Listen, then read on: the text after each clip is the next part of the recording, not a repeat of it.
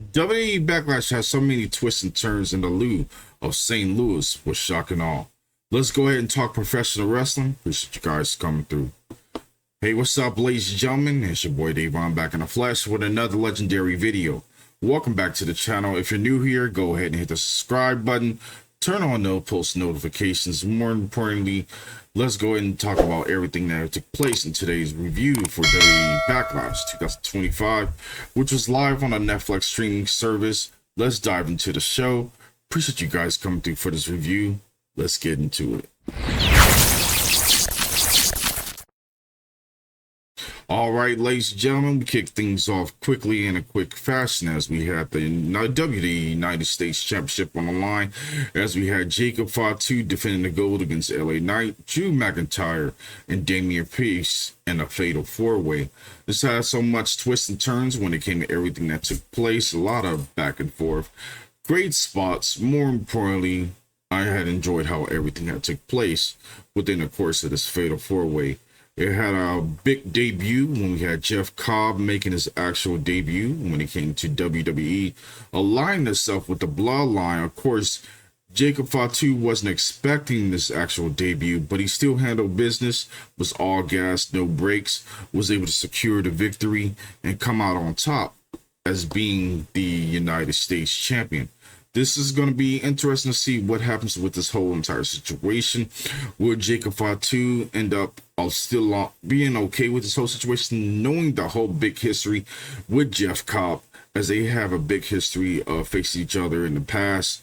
But the situation is what's going on with Solo Sikoa. He's implementing, doing different things without talking with Jacob Fatu. But of course, you know how Jacob Fatu's full motto is: you either get in line or step aside, because he ain't playing no games, if you know what he means. But on top of that, I had enjoyed how everything had broke down when it came to this fatal four-way. It had a lot of pressure when it came to everybody that was involved. But of course, I figured that Jacob Fatu was going to come off with the victory. And overall, it was a great fatal four-way when it came to how everything had broke down. Even with Jeff Cobb attacking LA Knight and handling business to take him out to assist Jacob Fatu to retain the Intercontinental Championship, or the United States Championship.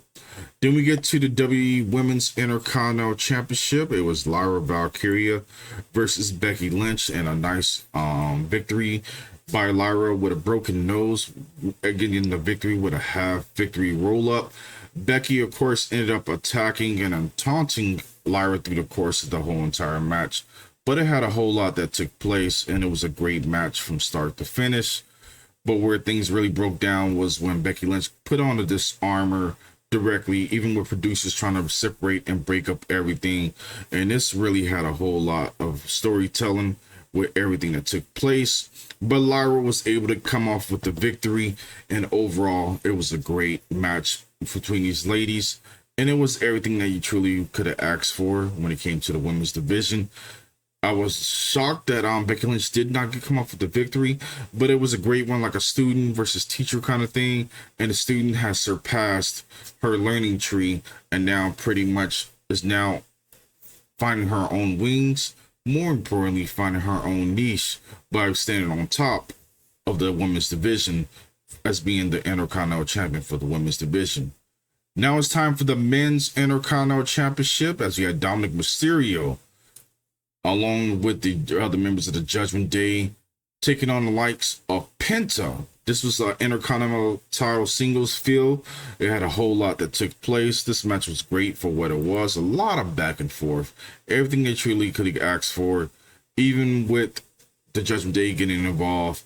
Dominic Mysterio hit an Oblivion, and more importantly, Penta putting all the stops when it came to everything that had took place in this match.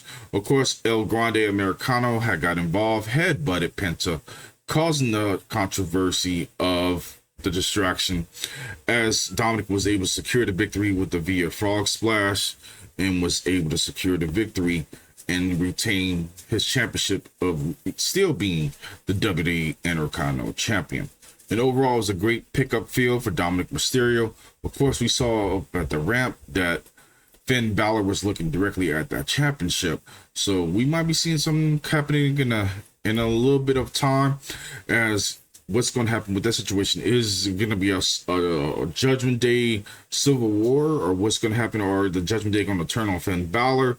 It's a whole lot that can actually happen in the next couple of weeks, but the situation continue to be interesting each and every single week, and I look forward to seeing how things really will actually break down. Then it's time for the big one. It's time for the match that really was the highlight of the night.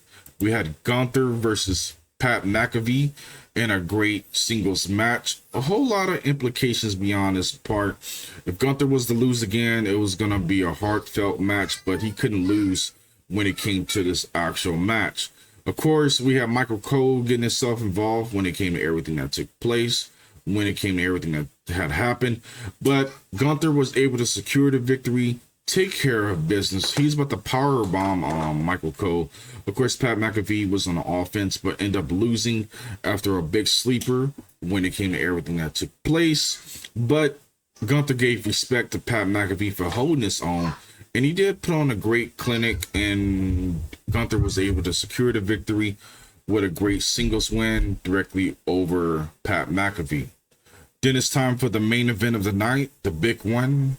We had John Cena taking on Randy Orton. Of course, was able to defeat him via pinfall with the Attitude Adjustment, and a whole lot more that took place when it came to the belt being involved. A lot of callbacks to their previous matches over the years. Randy Orton went on a RKO City.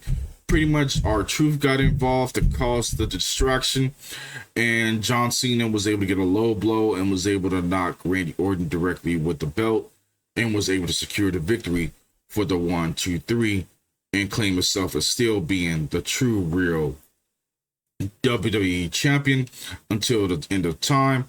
And of course, afterwards, he talked about that he was looking for a real challenger when it came to whoever was going to actually take on him for the actual championship.